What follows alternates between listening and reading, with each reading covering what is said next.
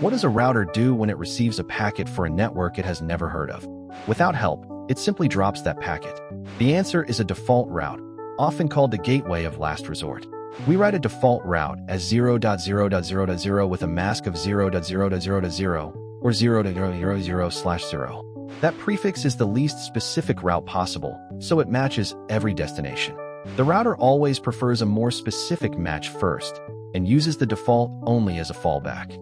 You configure it with IP route 0.0.0.0.0.0 and the next hop address.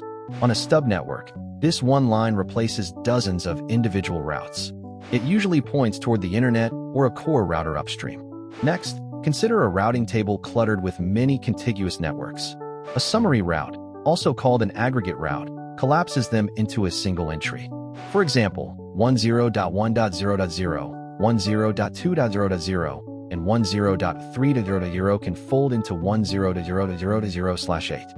One summarized line covers the whole block through the same next hop.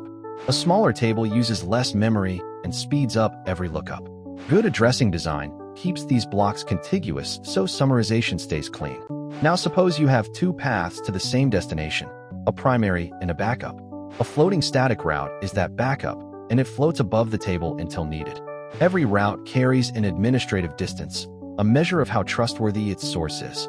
A normal static route has an administrative distance of 1. We give the backup a higher value, such as 5, so the router ignores it while the primary works. When the primary link fails and its route disappears, the floating route drops into the table.